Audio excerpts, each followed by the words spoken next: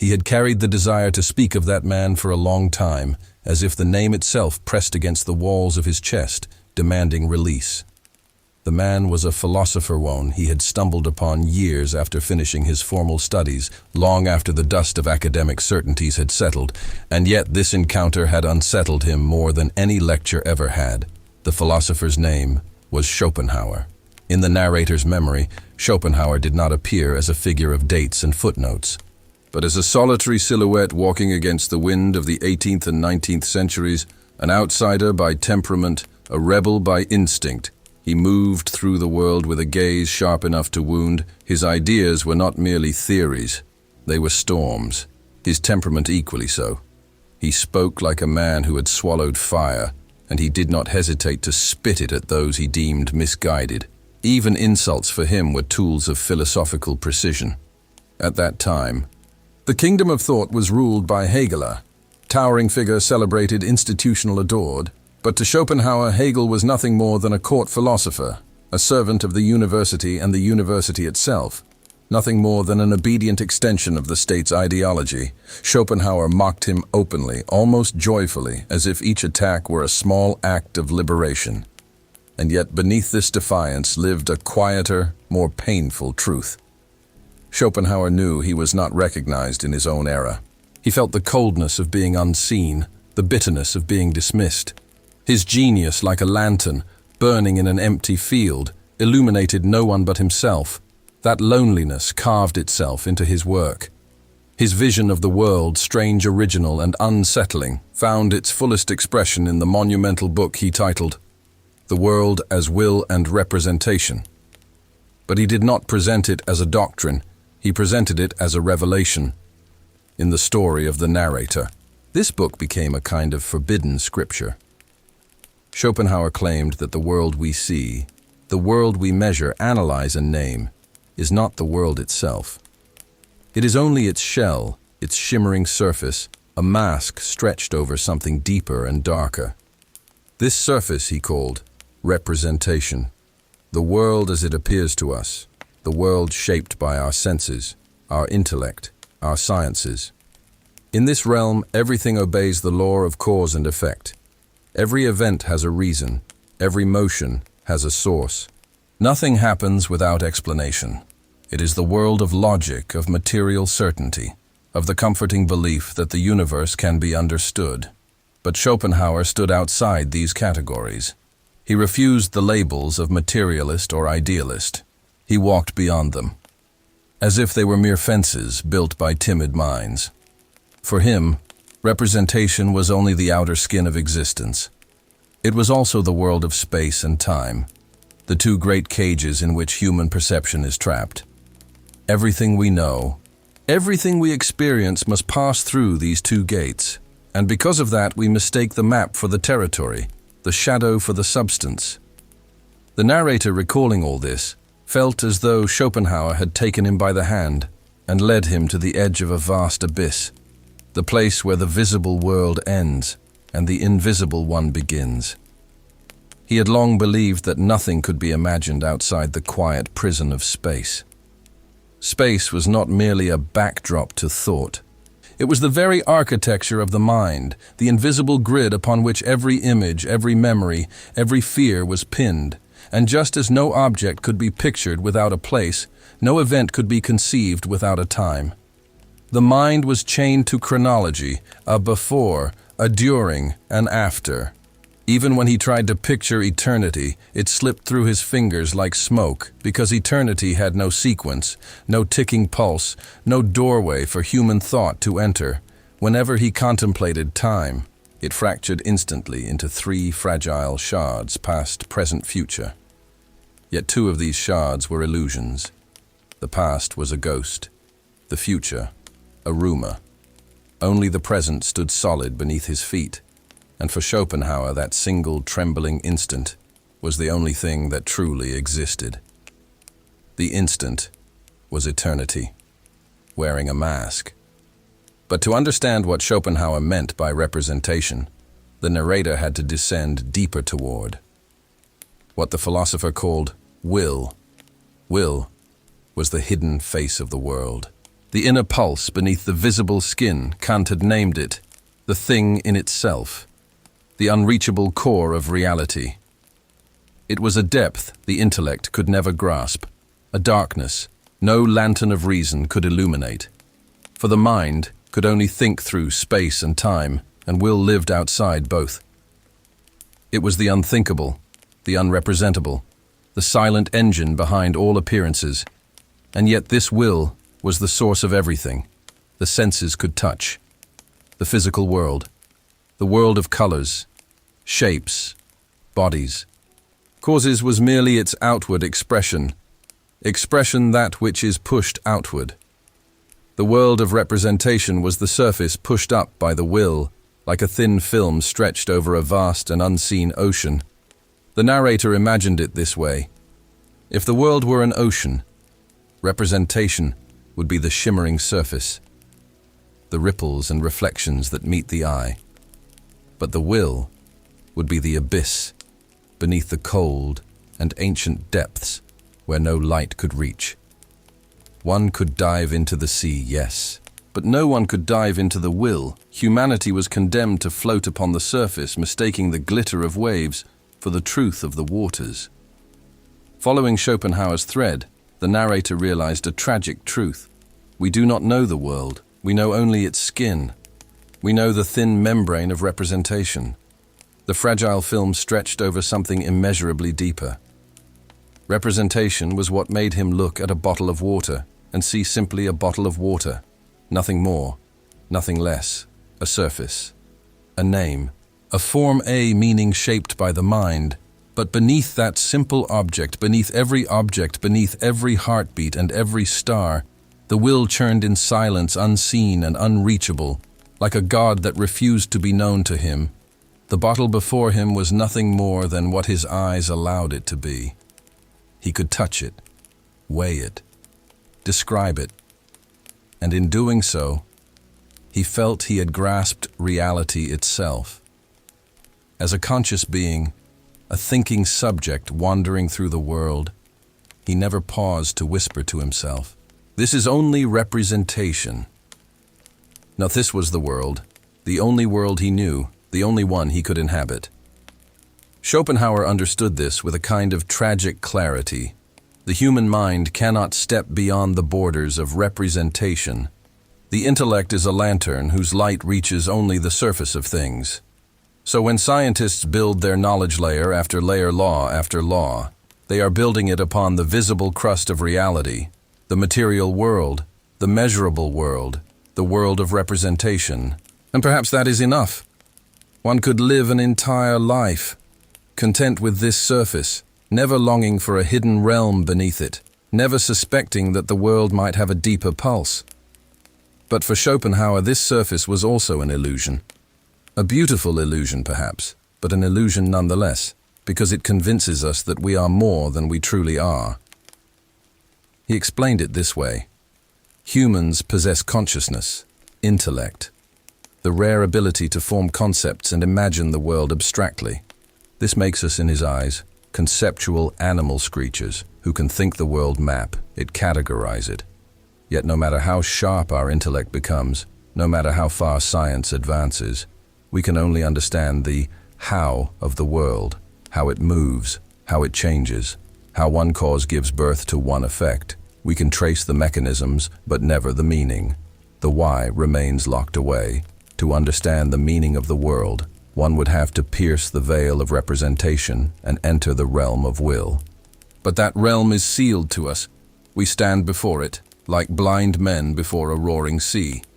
And yet Schopenhauer insisted we do possess a faint, indirect knowledge of the will. For the will expresses itself through the world of representation, revealing itself in shadows and echoes, and we ourselves, our bodies, our desires, our fears, are manifestations of that. Will, we are its creations, its expressions, its fleeting shapes. If a human being could truly know himself, he might glimpse the will in the form it takes within him. But even then, the knowledge would be incomplete. For what do we truly know about ourselves? Only that we live life is the one undeniable fact, the one flame we can feel without understanding its source. Life stands at the center of representation. We know how it functions, cells dividing hearts, beating organisms evolving. But we do not know why life exists at all. That is the wound at the heart of Schopenhauer's philosophy. The will reveals its workings, but never its purpose. It shows us its movements, but hides its meaning. It is a world where the surface speaks, but the depths remain silent. In Schopenhauer's view, the force he called will had no explanation for its presence, just as existence itself had no explanation for its appearance. That was the furthest one could go in describing it. It moved through all beings like a silent current, without origin, emotion, without intention. No purpose could be assigned to it, for it carried none. Its only tendency was to continue, even though it belonged to no moment and no era. It was unbounded, shifting, and without form, an endless stream passing through every living pulse. To bring this idea closer to experience, the narrator turned to something familiar, the instinct to remain in existence. In moments when life seems fragile, something ancient awakens within us. A quiet strategy unfolds, swordless, immediate, and beyond deliberate thought. We do not know why we hold on. We only know that we do. We respond to this impulse, as if answering a call rising from a depth older than reason. For Schopenhauer, this impulse was the will speaking through us. Just as we cannot explain why we wish to continue, we cannot explain why the will is present at all, yet it persists, using each being as a temporary form through which it expresses itself. It has no logic, no final aim, no ultimate justification. Its only movement is continuation. And here lies the tragedy. We are aware of our existence, yet unable to understand why it is here. We sense a hidden force, yet its origin remains unreachable: human beings. He believed life under a profound illusion, the illusion of autonomy. We imagine ourselves as authors of our choices, navigators of our paths. But in truth, we are expressions of a deeper motion, vessels shaped for a moment by a force that does not reveal itself. We act for it, without knowing it. We sustain a world we do not fully comprehend, a world that asks everything from us while offering no final explanation. And this world, Schopenhauer insisted, is marked by imbalance. There is more difficulty than ease, more confusion than clarity, and yet we remain attached to it. We continue forward even knowing that existence will challenge us, puzzle us, and slip beyond our grasp. We repeat the cycle, guided by an attachment to life that has no clear origin. To illustrate this, the narrator recalled a figure from cinema, a hidden strategist whose presence shapes events without being recognized. He moves among others unnoticed, yet they follow paths he has set. They act without realizing the larger design. For Schopenhauer, the will resembled such a figure. It guides without appearing. We strive, we build, we search, we endure, all contributing to a movement that never declares its purpose. Existence continues itself through us. Why no one can say it remains a mystery, and yet we follow its rhythm. We remain attached to life, though we cannot explain the source of this attachment. We value existence with a devotion that seems to arise from nowhere. At this meeting point between awareness and uncertainty, Schopenhauer introduces one of the most delicate themes of his thought, the idea of affection. What then is affection? For him, it was another appearance, perhaps the most refined and subtle of all, a gentle mirage shaped by the will to ensure the continuity of the world. When two individuals feel drawn to one another, they believe they are choosing freely.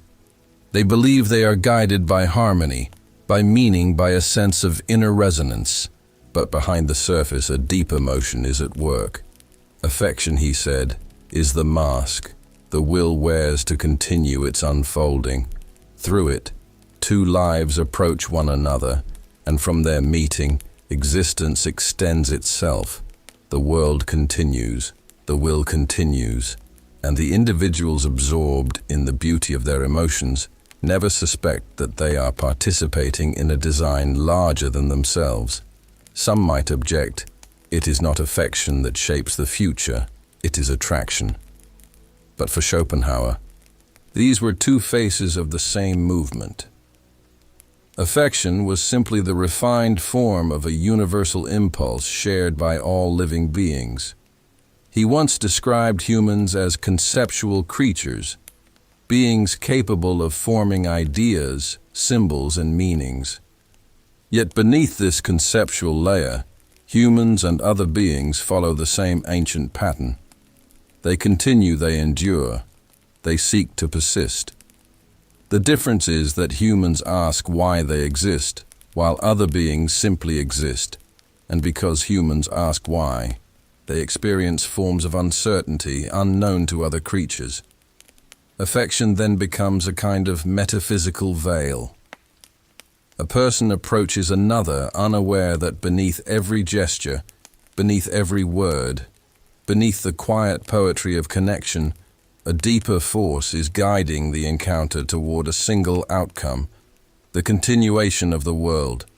The meeting becomes a path whose end is already known, even if those walking it pretend otherwise. For Schopenhauer, this is why such encounters often feel layered with unspoken tension. Everyone senses the direction, yet everyone behaves as if it were a surprise. The sentiment we call affection, the warmth, the longing, the emotional intensity, is the veil that allows us to accept our role in a cycle we did not choose. For if humans were forced to see themselves as guided by impulses older than thought they would resist, their sense of dignity would falter, so existence offers them a story instead, a beautiful story. A necessary story. Affection becomes the noble narrative that conceals the ancient mechanism beneath. It gives meaning to relationships, depth to unions, poetry to the unfolding of life. But behind it all, Schopenhauer sees the same silent architect, the will shaping events without revealing its presence. Affection in his eyes is the gentle covering placed over a truth too stark for the human heart. For Schopenhauer, the impulse that draws individuals together was the most direct expression of the will. Its presence revealed with unusual clarity. One could observe it, feel it arise, feel it guide choices, yet never explain why it appeared in one moment and not another. The mechanisms could be studied, the how, but the origin remained hidden behind the curtain of the will. He often remarked that after the intensity of such impulses fades, a moment of clarity appears. A quiet awareness, not moral, but existential, reminding us of the ancient force that moves beneath our thoughts. In that instant, we glimpse the truth. The will has acted through us, shaped us, guided us, and we scarcely noticed. Thus, this impulse becomes the closest window humans have into the will. The will itself is unreachable, but through this impulse it leaves a trace on the surface of experience like a ripple on still water. Schopenhauer wrote that this impulse influences decisions, shapes histories, inspires great acts and small gestures alike. Humanity conducts its most significant affairs under its influence, often without realizing it. And every story of connection, he insisted, is the will arranging the conditions for the future. Individuals believe they are acting freely, but they are following a path set long before their arrival. The forms, the rituals, the emotions, the longing are secondary. The will continues, and it uses us to do so. Whether through gentle paths or difficult ones, the outcome is the same: existence extends itself. And for Schopenhauer, this is the essence of the tragedy. Life challenges us. Time changes us. Uncertainty surrounds us. We cannot grasp the core of the will, cannot explain why we are here, cannot understand why we continue. We find ourselves in a world without final meaning, seeking answers that remain beyond reach. To end the tragedy, he said, one must step outside the cycle, to refrain from adding new lives to a world filled with uncertainty, to decline participation in the endless repetition of the will. This restraint for him was the highest form of clarity and kindness. Clarity because it recognizes the limits of existence. Kindness because it spares others from entering a world that cannot fully explain itself. And yet, after all this, he would add with a faint, enigmatic smile, despite everything, appreciate life. Perhaps an irony, perhaps a final gesture of mercy.